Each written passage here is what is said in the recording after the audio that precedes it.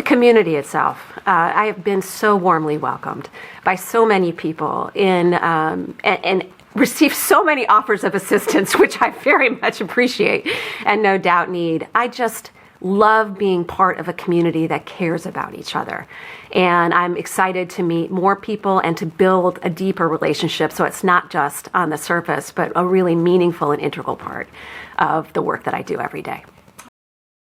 There is nothing more important than getting to know the people.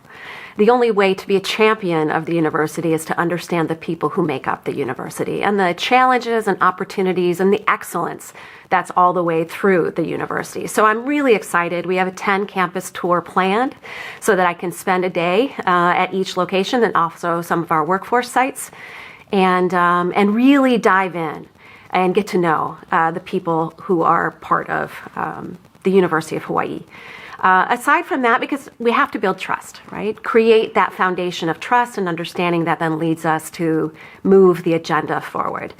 But I've said a few times, some early things I'd like to focus on for sure is student success, really thinking through how can we move the needle on graduation and retention rates, which are at the center of everything that we do.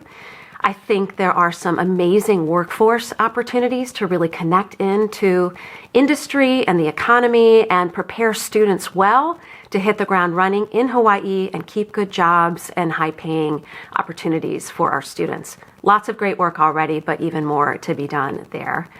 And then artificial intelligence, the explosion of it is affecting every aspect of our operations, whether it be in the classroom, how we teach, what we teach, how our operations become efficient, and how we do work and prepare the workforce of tomorrow. I'm really excited. There's some good work being done at the university, but looking to create a collaborative strategy across the system to elevate that and help lead the state into the future is something I think there's a lot of energy around that I'd like to get started sooner rather than later. I am ready to engage in every single way and be part of this community. I think obviously there has been some conversation about someone from the outside coming in. And what I want to say is I've heard those concerns. I understand them. I've certainly been in that situation in the reverse. And what I can say wholeheartedly is my future is here. I'm not looking to come for a few minutes, a few years, or a decade. I am here for the duration. I'm excited to be part of this community, and I can't wait to learn more. I always really wanted to be a lawyer or a teacher. And after I practiced law for a few years, started a family, and wasn't sure that I wanted to continue as a litigator. And there was an opening for a law teacher on non-tenure track teaching legal research and writing, which was actually something I had done as a law student. And was lucky to get that job and thought, well, this will be fun to do for a while I really think about what I really want to do. And truly, I just fell in love. I found my purpose. I love students. I love everything about the mission of higher education.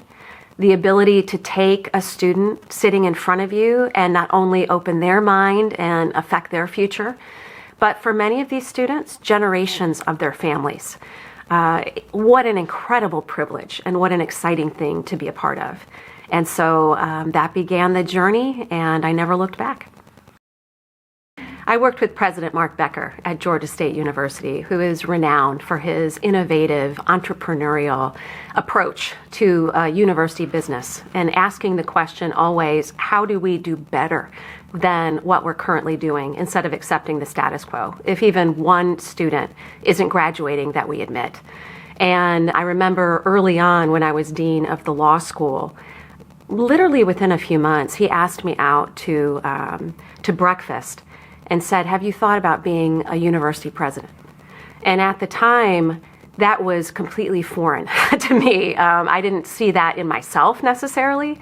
So the power of that touch on the shoulder to say, I see more in you than maybe even you see in you, has really affected me, and also is something that I try and do where I see that talent repeatedly to make sure that people know, whether they see it or not, they have leadership talent, and stepping forward is something they should think about.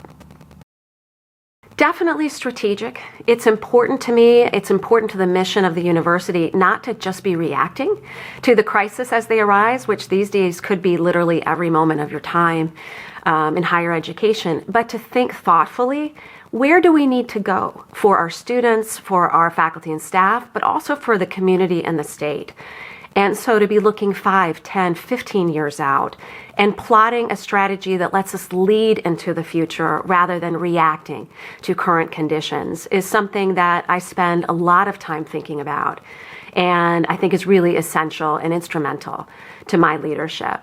Also, the collaborative approach, I don't believe top-down is effective. I think it's important to help create a strategy and then talk to the people affected by it and who are on the ground experiencing it to really come together with the best path forward.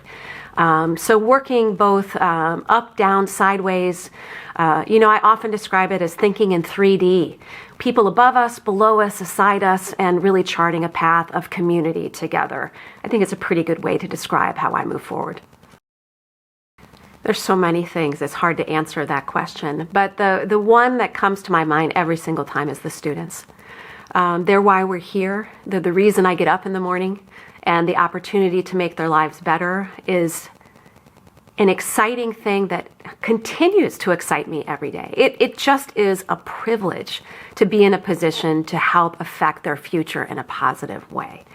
So I'd really say the students. But beyond that, it's also it touches every aspect of our lives from the moment we're born to literally lifelong learning now with the changes in technology and the need to continue to come back to the university to reskill, to prepare, to be ready for jobs that haven't even been invented yet. So the ability to work hand in hand with people to make that a better process to affect people's lives is just something that I absolutely love.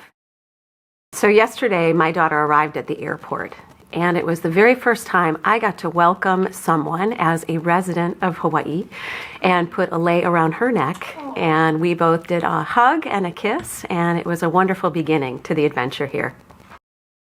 I just remember my mom when I would come home from school and something hard happened and she was busy and she could see on my face that I was unhappy. And she would sit there for literally an hour and just listen and let me say what I needed to say, sometimes trying to help fix it with gentle questions, but often just letting me vent without trying to fix it. And obviously, what I learned with my children then is that not to have the phone in the hand when we're talking. That's a new thing that I think a lot of parents struggle with. At my dinner table, my kids know, and now they're 25 and all the way down to 18, no phones at the table. That undivided attention is our time. And I think it certainly lets us be a better family. It helps me be a better mom. And honestly, it helps me be a better administrator. I do not pick up my phone in meetings with people. I put it down. I see people scrolling through. It's very, very common and understandable, as much pressure as we're all under, but there is something special about someone looking you in the eye and listening to what you're saying and the power of being heard. So I really try and take that lesson to heart. So it's an interesting thing as you become a leader and move into different leadership positions. People begin to see you as part of the entity or the institution as opposed to the person behind it. And so I've had on many occasions people say, I don't want to bother you, or I know you're really busy, or say it's really intimidating to be with you. And I never see myself that way. I'm excited to see and meet people and learn their stories and talk to them and support them and be as low-key as possible. And so I think just the amplification of your voice in these positions sometimes can be intimidating, but underneath it all is just somebody who's excited to meet you as another human being and learn your story. So I'll talk about one that's more professionally oriented. I think it's very common in universities to have a divide between the administration and the faculty in particular, and the staff for that matter. Really important that staff are front and center as well. And I know there's a feeling sometimes of not being heard. But in terms of faculty, that adversarial relationship, in my mind, is really unnecessary. And so one relationship that I really tried to work on was at the City University of New York. And I had heard that there were lawsuits flying between the different parties over specific issues, and that it just was not a bridge that could be bridged. And my thought was, anything can be done when you come with an open heart and a true spirit of willingness to engage. And with a particular issue we were facing, I sat down and said, tell me your perspective on it. Let's talk about this. Not once, not twice, but in an engaged way that continues, so that we can do this great work together, because there's too much hard work to do, to pretend that it's your work or my work and not our work together. And that made all the difference, building that trust to be able to really move forward on behalf of our students. And with the staff, I remember even in the interviews, I was thanked actually for including the staff when I talked about the constituencies of the university. And my message to them was, that's not something I should be thanked for. That's something that should be automatically included, because we're all part of the community and we all need to work together to make this a great place to be. So I think that spirit of community is what I learned, that you can do anything together that probably you can't get done just by yourself. I'm going to go a little selfish on this one and say the ability to transport instantaneously wherever I needed to go. It would add more hours to the day. It would be fun to go travel the world without having all of the time in the airplane. And these days, it would make it easier to go between the campuses and make sure I'm present everywhere I need to be.